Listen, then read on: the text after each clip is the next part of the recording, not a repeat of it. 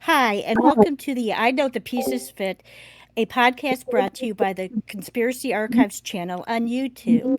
Our first episode concerns Texas and the happenings in the 70s in Texas pertaining to the child pedophile rings, the people involved, and the major players in it. We picked Texas as a starting point because it seems like everything started to fall when Elmer Wayne Henley killed Dean Corll in August of 1973. We are not here to glorify any type of killings or promote any type of harm to children. We are here to honor children and to get the word out that these things are still going on. But at the point where Elmer Wayne Henley did kill Dean Corll, it caused a major domino effect in the world of pedophile rings. But if you want to know more about Elmer Wayne Henley and his story and Dean Corll, premiering on August 17th on Discovery and HBO Max called The Serial Killer's Apprentice. It's going to be a really I awesome think, documentary. I think that if anybody's interested in this topic at all, it has a lot of great knowledge. We start with oh, Dean I agree. in August of 73 in Houston by Elmer Wayne Henley. Um, we find that he was not the only um, killer sadist in the Houston area, and it all goes to Dallas, where Henley had informed the police department that there was a syndicate.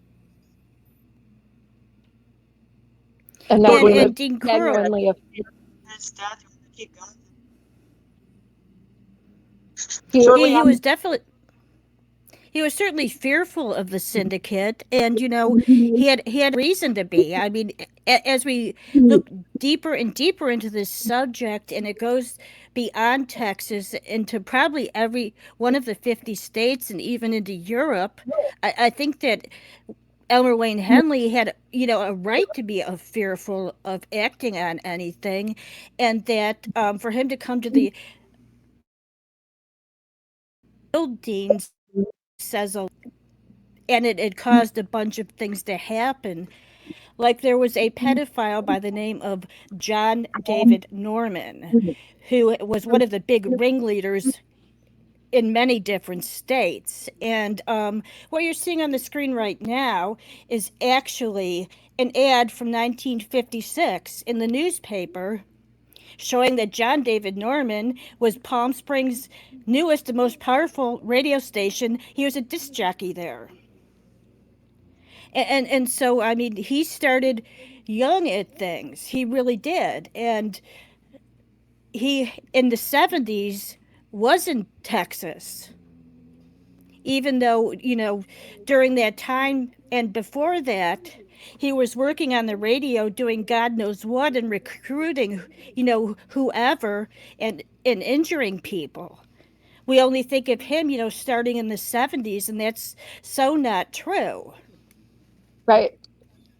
I agree. I think it was pretty obvious that it had already been happening for quite some time by the time they like came to light.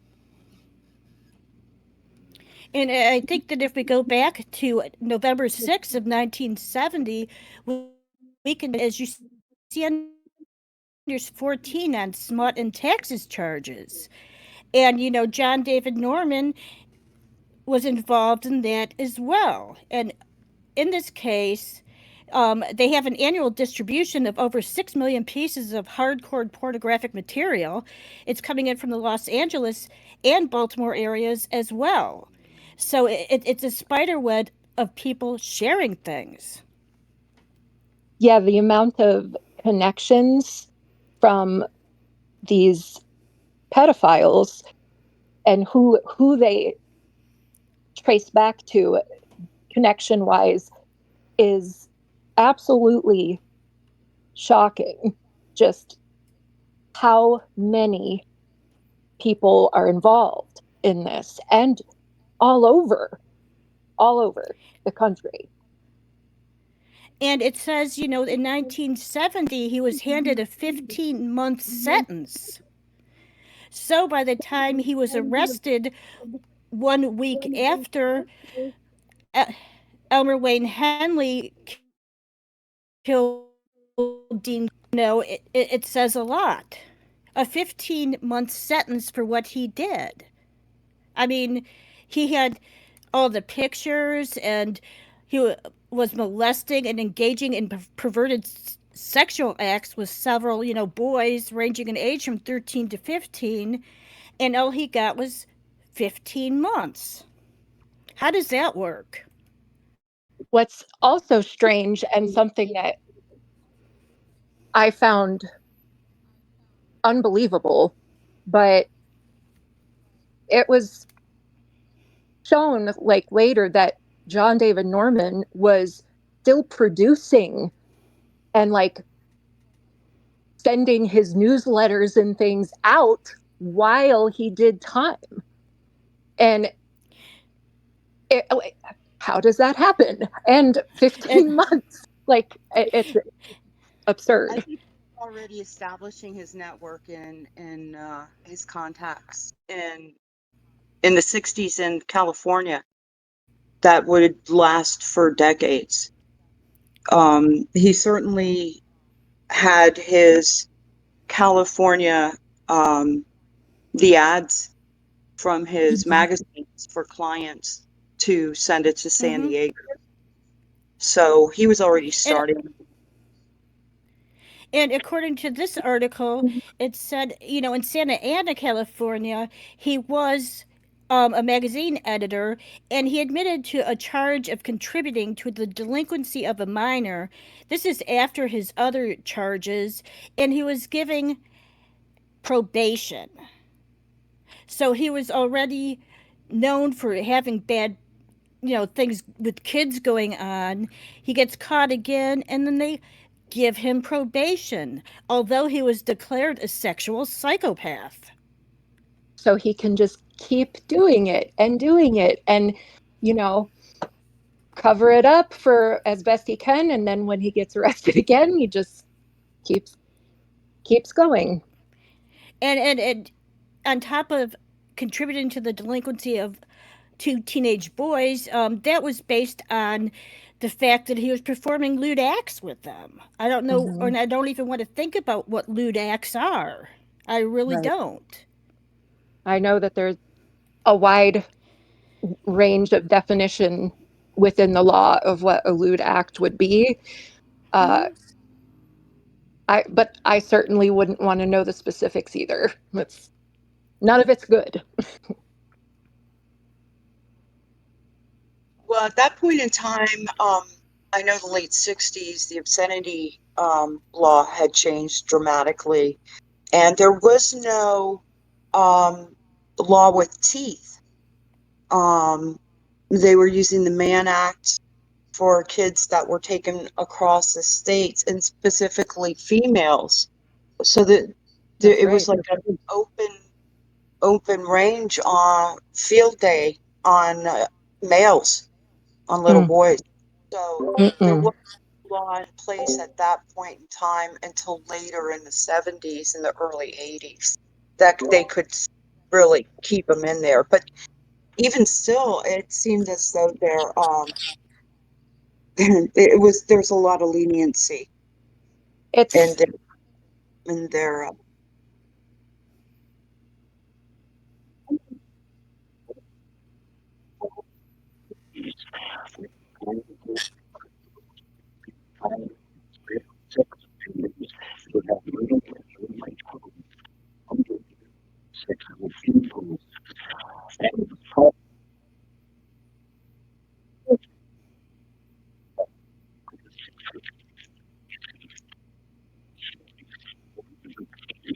well, that's hmm. very interesting too.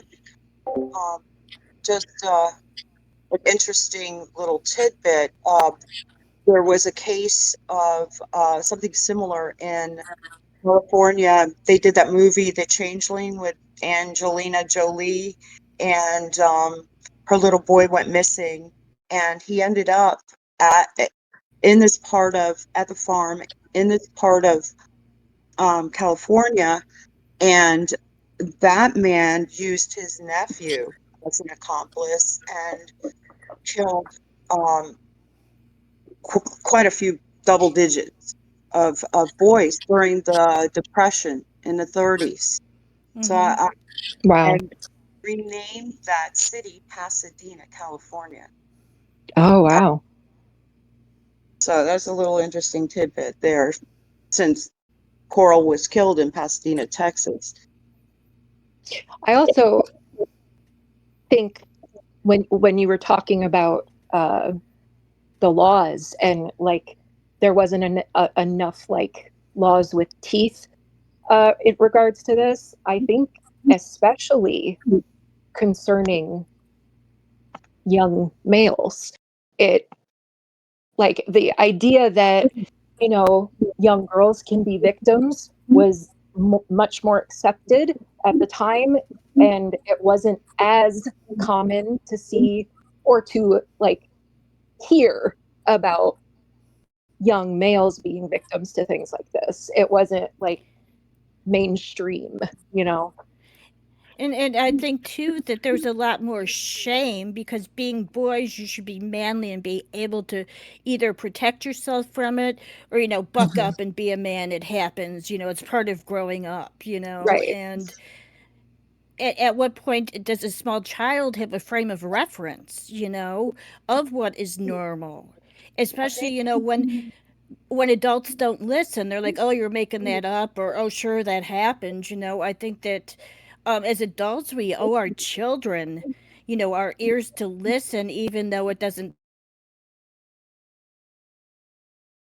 it is true. Right. Absolutely.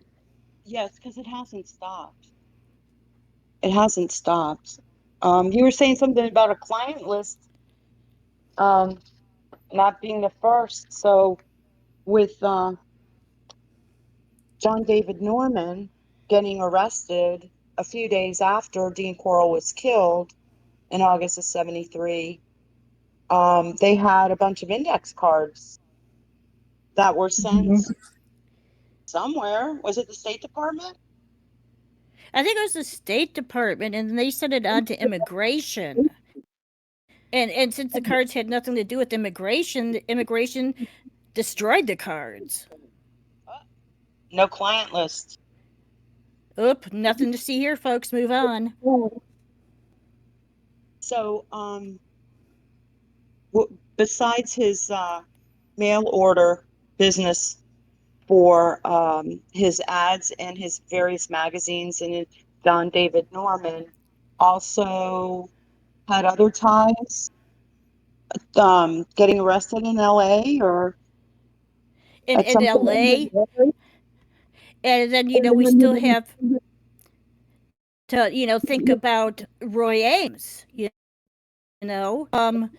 But first, let's talk about it. I found this just because before anything happened with Dean Corll, I wanted to go ahead and see if he had made the newspapers anywhere or done anything like that because, it's just kind of fun to look. And the only thing that I could find is, Dean Arnold Corll getting inducted for the armed forces that ran in this July 26th of 1964 newspaper. That's So interesting. he Yeah, so he didn't really hit anywhere, which is odd. Hmm. Right. Well, besides Norman getting arrested in August of 73, I think the next person that got arrested was in California, Guy Strait,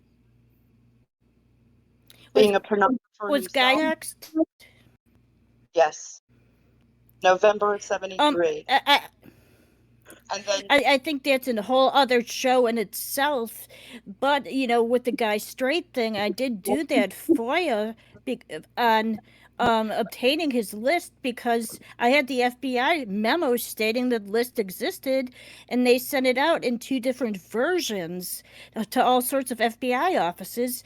So I did a FOIA on it, thinking that hey, should be no problem since I have this memo, and guess what? It was a problem. So they sent me back a, a a nice due to their own protocols, that list was destroyed according to Wow. their own rules, and they could not confirm or deny the list existed. Okay, that's all well and good, but if they destroyed the list, shouldn't they have destroyed the memo at the same time? You would certainly think.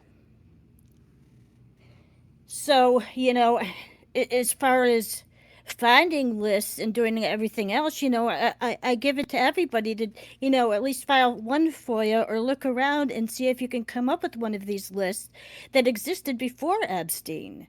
Because they were there, and just like with Epstein, they disappeared. But this has been going on for years. And So when is enough enough? yeah, And Norman they're still Smith active disappeared, today. and Norman's list disappeared. Straight's list disappeared. Epstein's list disappeared.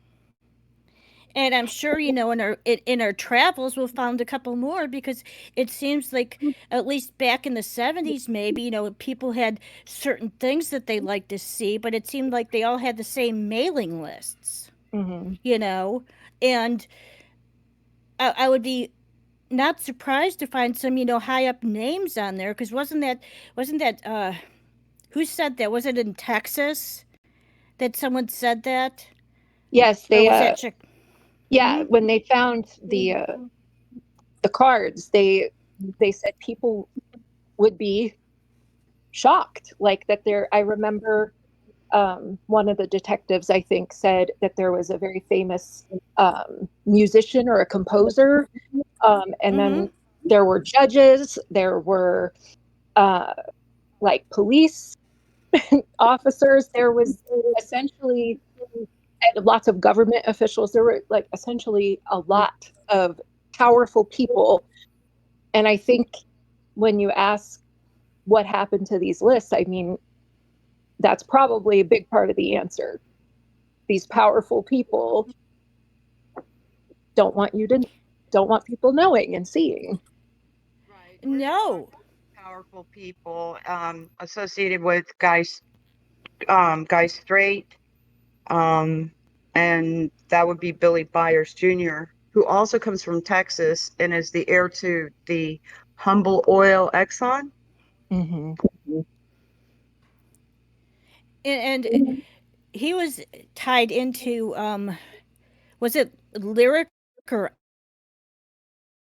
child film, Right. the Gemini children, or was that what, and And even though Epic they may not associate blatantly, was it Epic? Okay, which was, that was Roy Ames, wasn't it?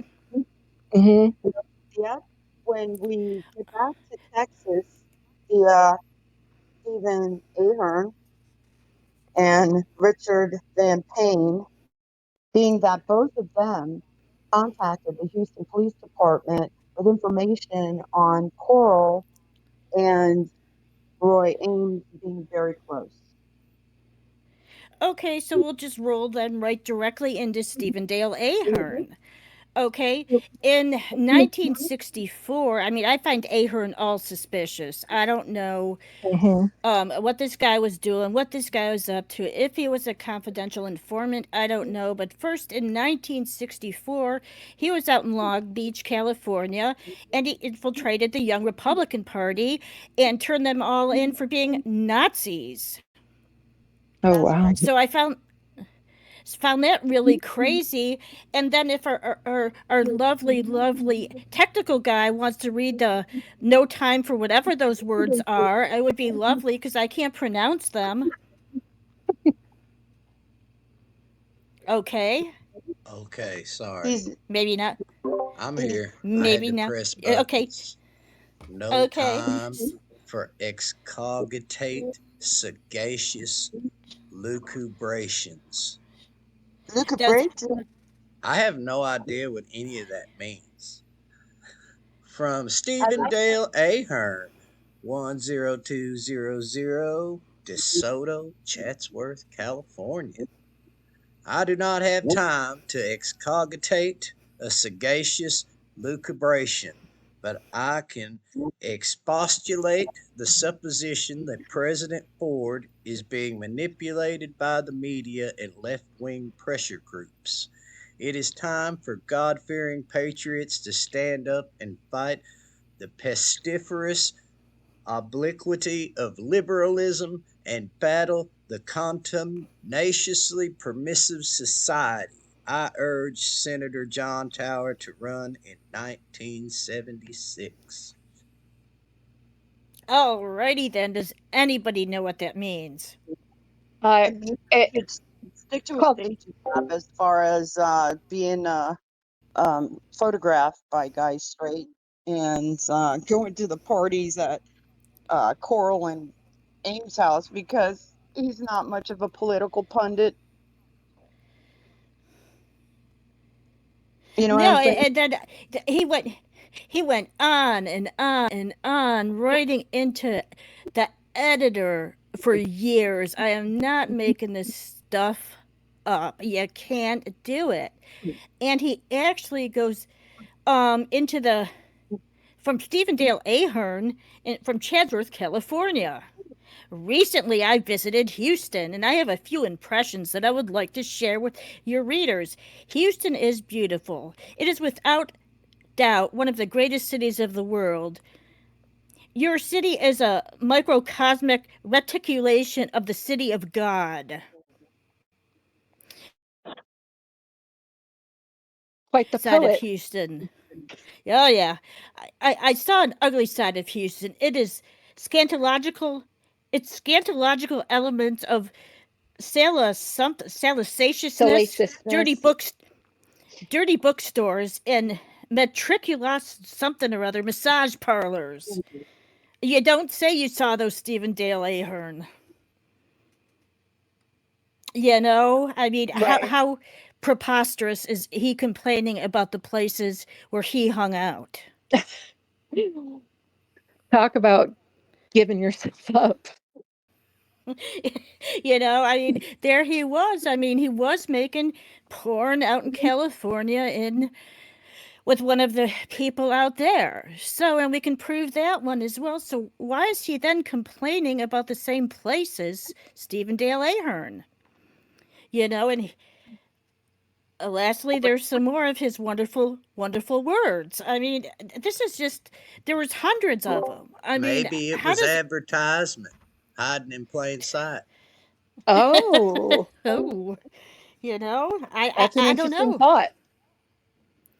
I mean, this is just craziness, and it went on and on and on, and it's like, okay, so in 64, 65, you're out in California busting Nazis, and then in 1968 you're up by the Ambassador Hotel threatening Robert Kennedy to shoot him 4 or 5 times on record.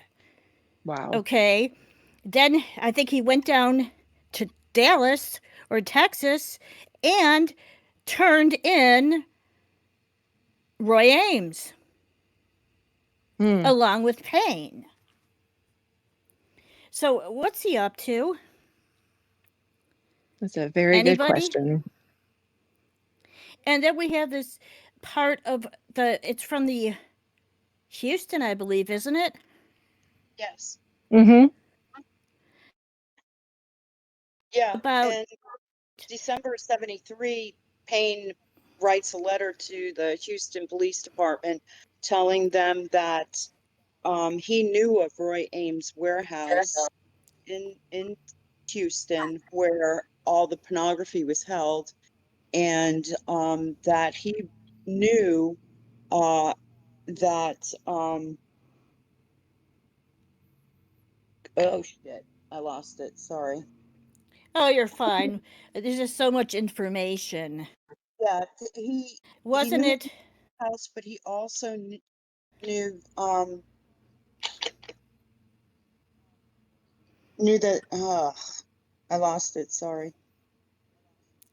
He knew Oh, something that's okay. We could go back to as well. He puts them both together. Coral and Ames. And so does Stephen Dale Ahern, because in one of the police reports, and I believe again it is in the Houston paperwork, that it does say that the father of the Waldrop boys, and I'm not disparaging the victims. Nobody deserves to be killed or disappear in such a matter, and no parent should have to go through that. But in the same breath, Mr. Waldrop knew that Dean Ames, Roy Ames was living in the neighborhood, and that his boys would go over and take pictures and stuff with Ames, and that Ames was a homosexual, but he couldn't keep his kids out of there. And on the one night, he thought he heard his kids in the background of a phone call at Roy Ames's house. Mm. So how did those kids end up from Roy Ames's house to the boat shed? There has to be a connection with Coral. Oh, Right. absolutely. 11. He had 11 of the victims from the boat shed in photos at the warehouse, as far as That's Payne was concerned. There literally is no other conceivable reason except for they were connected to Seems to fit, does trafficking. And Yeah. I think there was with the Waldrop boys, and I think it was also Billy Lawrence that there was also a Hmm. photo of in one of the magazines. And I really find that one fascinating because it is said that Billy Lawrence was kept alive for like 3 days. Yeah, So, did that happen to the other ones? And are there more pictures out there we don't know about? Um, and that Dean had, really liked Billy Lawrence. So that makes me wonder, was it, for the money and when they went through Dean's house after he got killed, there's a picture of Billy Lawrence on his dresser. So what was the special connection there? that's You know, very disturbing. it is, and it just how many you have your photographers, and then you have your procurers, and you have everything, but um there had to be some kind of setup between the photographers and the people bringing the boys, and I don't know how many were in these rings were let go. I don't know how many went into a life on the streets, or were murdered. We don't know. And how many of those books of pictures or those mags or those lists could be helpful in finding missing kids. Absolutely. I think it's really interesting to think about um, in regards to what happens to the victims after, like, are what allows one to live, and then they murder another. Mm-hmm. It's just, is there any particular rhyme or reason if they feel like, and it also is interesting to me too that it seems like maybe when pictures were being taken and of these boys, and then like perhaps they were getting to a point where they weren't as valuable as they once Mm-hmm. were, they like to their perverted crap, they Mm-hmm. send them to somebody like Coral perhaps to like Get end rid them. of. Yeah. Mm-hmm. That never crossed my mind, but that is a very, very good point. I mean, because a couple of the people that were found deceased were in their 20 or were 20, and that was out of, Right. Coral's age range. And I don't think that David Brooks was the first procurer for Coral. I And don't think so. we have Ahern saying that Roy Ames knew Dean Coral and used Dean Coral to get boys for him. Hmm. So how many boys were, I hate to say used and let go? We'll never know because all we know are the ones that got harmed. Yes. And if Well, like somebody finds the list, if we can get the list, there that's really the only way left to get true justice for what has happened. Not like, I mean, there's still active trafficking, obviously. We are, like, Mm-hmm. everybody knows that. But this being, starting so far back, there's still going to be people who were involved and active in it that are still alive. And I the only way they would ever potentially ever face justice is finding the list, if there's any in existence still. well, I there would like, are brokers that are utilizing children as commodities. I mean, governments use honey traps. They have for Mm-hmm. decades. And no, this didn't stop. And they were using the same kind of playbook. I mean, just simply superficially, you got the handcuffs being used in a couple places. And Gacy. mm-hmm. the the fact that John David Norman was identified by Payne as having ties in Los Angeles and San Diego, Mm-hmm. and they pretty much were jumping. Well, Norman jumped all over the states.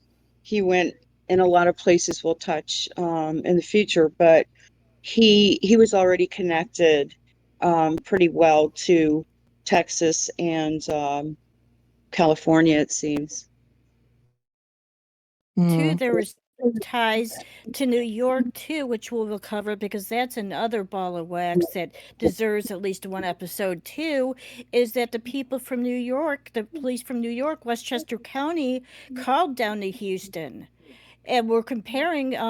We're asking if there's any ties between someone that they had in their sights for killing 5 boys and any tie to Dallas or Houston.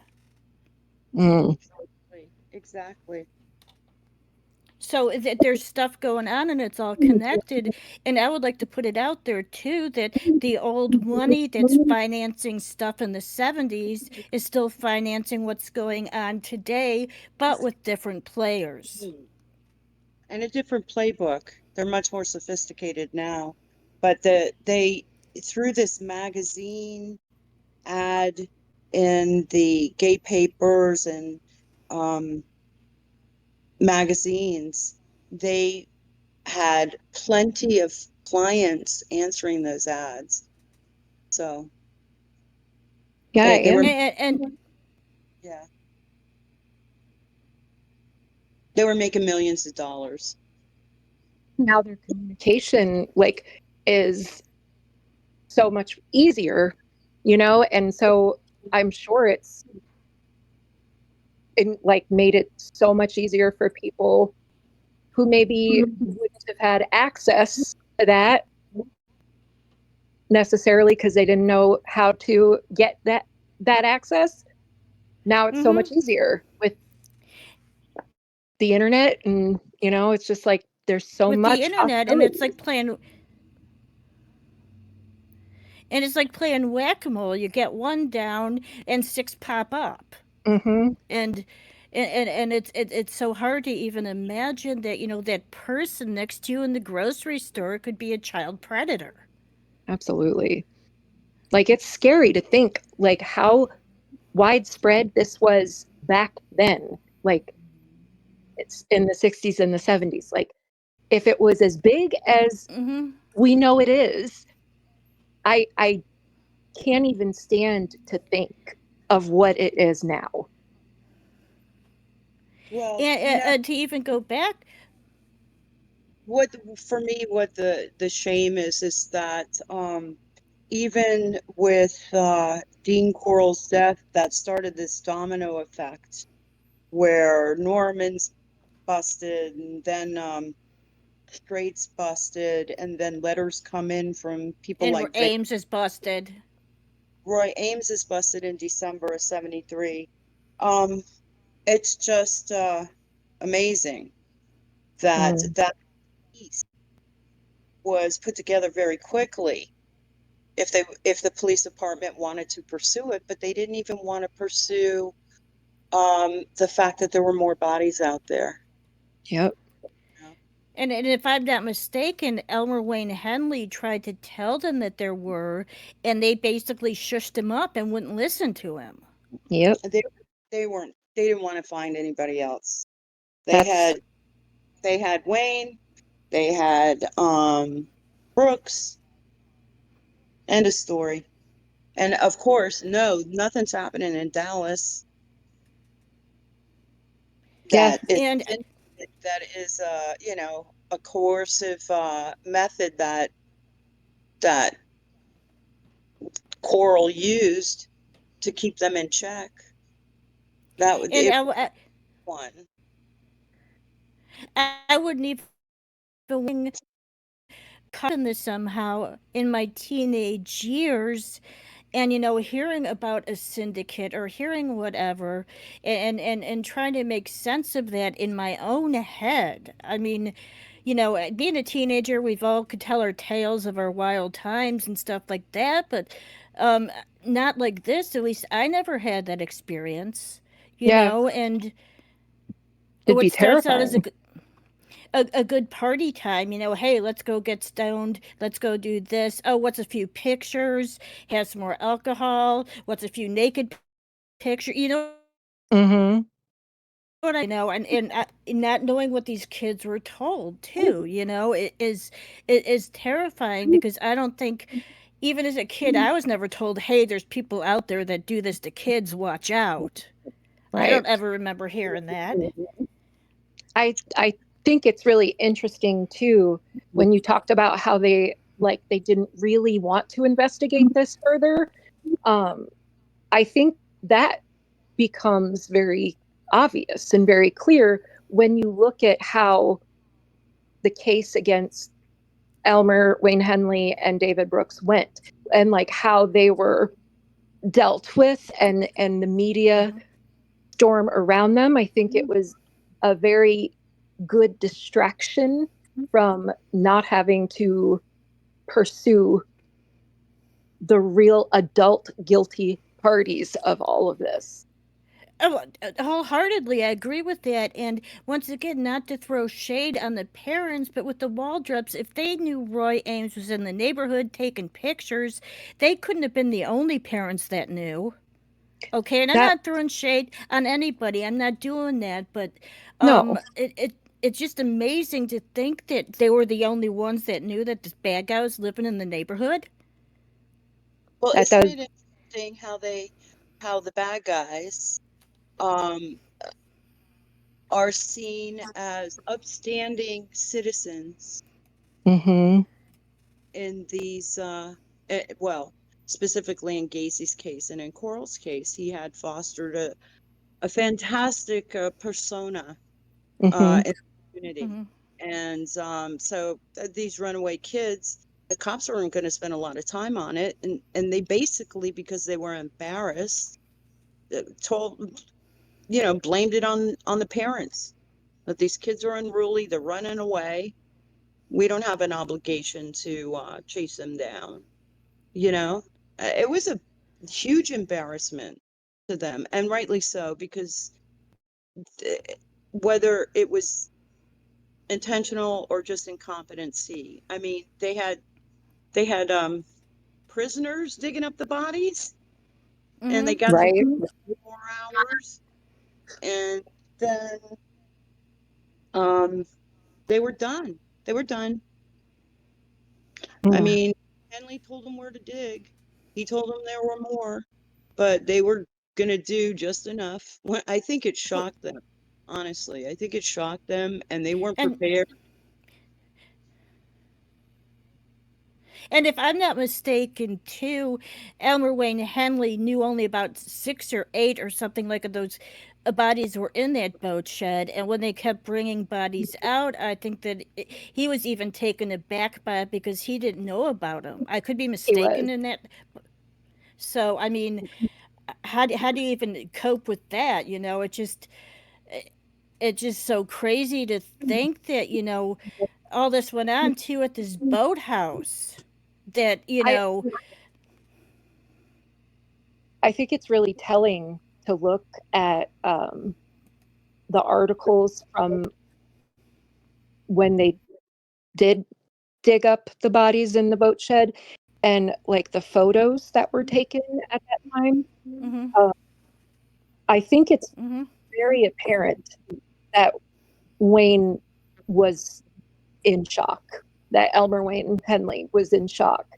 And um, I remember he was like quoted in one of the articles about like him saying, I led them right to Dean. Like that was, he was unaware of how many. And I think he Mm-hmm. was really in just shock. And I think he was falling apart. And it's just, it's, I, it, I think that a lot was going on in Houston Heights at that time. It was like they were picking off kids left and right, and I think from that one high school alone too, there's like 50 kids missing. Right, mm-hmm, right. I And to what you said before about they how they would throw away the kids. These kids were like sex slaves. They were passing these mm-hmm. kids on, pick them out of the catalog, which is the same kind of playbook that Epstein used, just on a different scale and a different gender. But Yeah. it, yeah, it exactly, and on the screen now, I mean, just as we're trying to like pull this show together, we stumbled across this other sex ring pulling out of Houston Heights during the same couple of years that Dean Corll is in operation. And if you look at the screen, they have books of photographs of boys. And there's many books. There's slides on the table. There's books in the background. They have a lot of film. They have a lot of everything. And the one guy, or there's two guys, I think, that live on a street. And how far was that from Roy Ames's warehouse? 10 minutes, 2 It's miles. 2 miles from Roy Ames's warehouse. We have this person, these people. I don't even want to call them people, but I'm going to have to do that for now because I'm not going to The predators. Mm-hmm. that are doing this with. Thank you. The predators that are living and doing the same thing, and how many of those books this guy has or people have in their house came from Roy Ames's warehouse? Mm. Did they just transfer stuff? We don't have enough information right now on this, but I find it interesting that it just continued. And look at those books. How do you get that many pictures?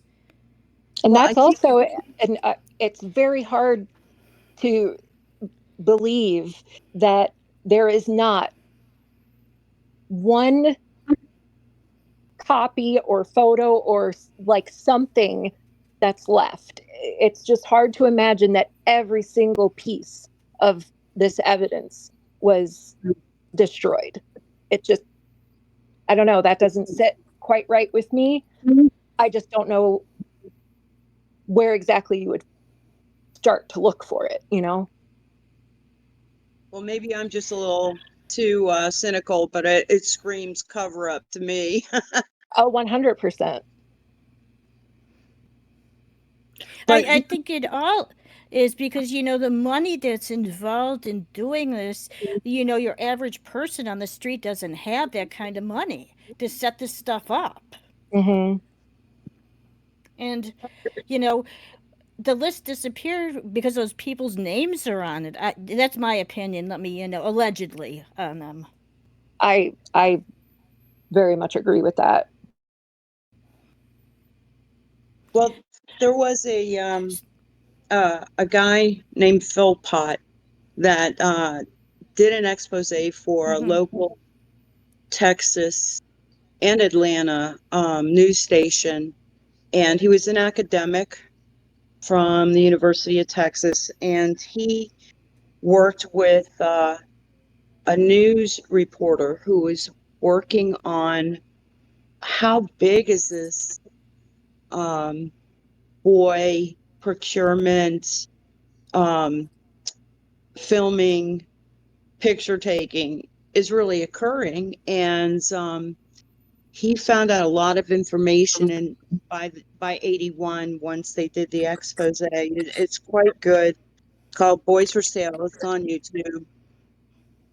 And after he had worked with different organizations and brought the show to the news station, he was getting death threats, had um, one attempt on his life, and then a second. So he died within a year of doing that expose. And it was quite sad because he cared about those kids and he felt that the country should care about the kids and that it was a huge problem.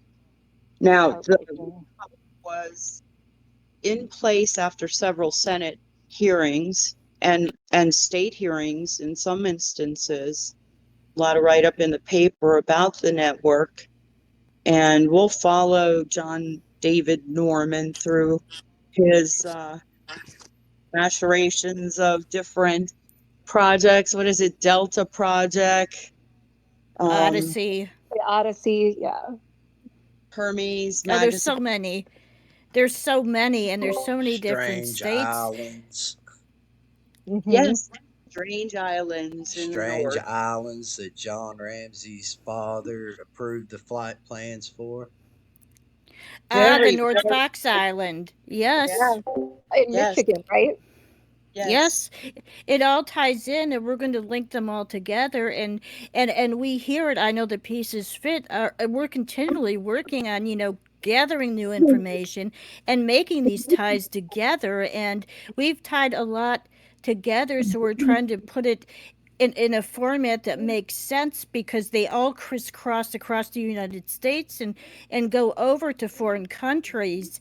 And so trying to make sense of all the crisscrossness is crazy, but I think that we've done a good job, and we want to share our findings with people and help them see that Epstein's list was not the first list, that this is still going on, and that parents need to listen to their kids because for the most part kids are not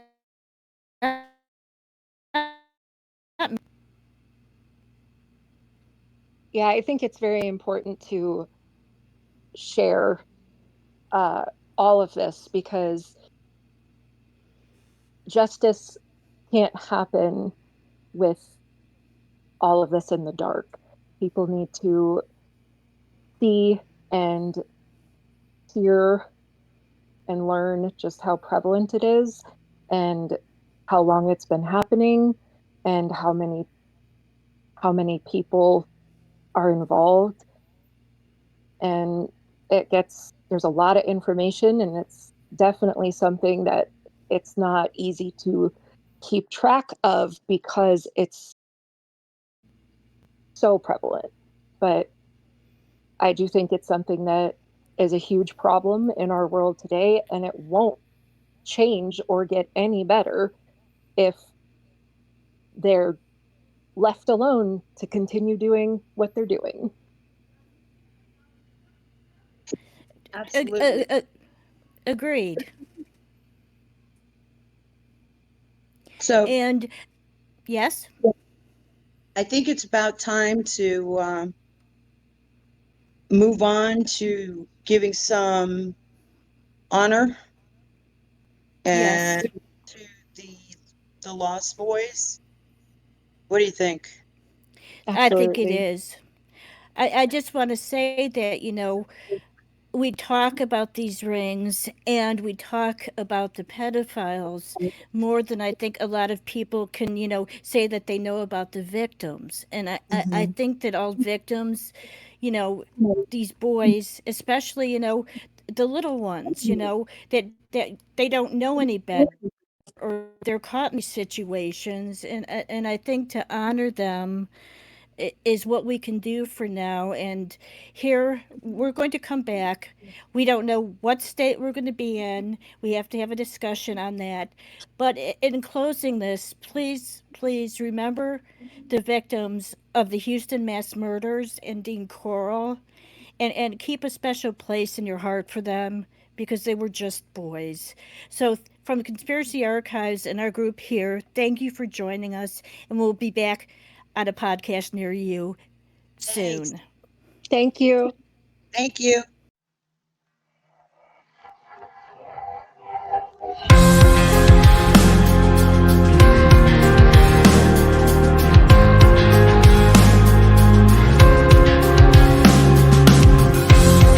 I watched the clouds today, changing in a way. There's a busy place, I switched on style lanes, I'm in a race. Dreaming wide awake, getting lost in myself to shock the space. I'm caught in a never-ending maze. Chase clouds get me to a higher state. So why you faking now? Let my flaws way down to show the rest. I got patience. I'm shaking now, never done it before, but tonight I see faces. They break me down from the back of my mind. I never know when I taste it. When the darkness comes, I'll be up in the sky to take the plane when it's raining. Dark clouds cry again. Think I'm feeling pain. Broken hearts won't beat again. They don't feel the rain. Standing still, my hands they shake. I feel the days, wanna be alone again. Don't go away, dark clouds cry again. I feel the pain, broken hearts won't beat again. They don't feel the rain, standing still, my hands they shake. As I feel the days, wanna be alone again. I think that this might be the end. I lost myself today, in ways I can't explain. Too hard to feel the rain. I tried to, but myself I can't detain. Cried and that's a shame. My love is drowning me again. Without my life won't be the same. But now I'm not here to entertain. Try break it down, I never done it before. Just another way to phrase it. I'm raging now, going over my head like this shit in my daydream. Heart's aching now all around me. Seems too innocent to escape it. I can't take it now, I walk around with a ghost, but too dead to embrace it. Too dead to embrace it. Standing alone, I can't take it. Look at my hands, they are shaking. Grey skies over my head, it's all breaking. Is it my last call I'm making? For all the shit that we're taking. Don't understand what I'm hating. If the sky falls, I'll be waiting. Dark clouds cry again.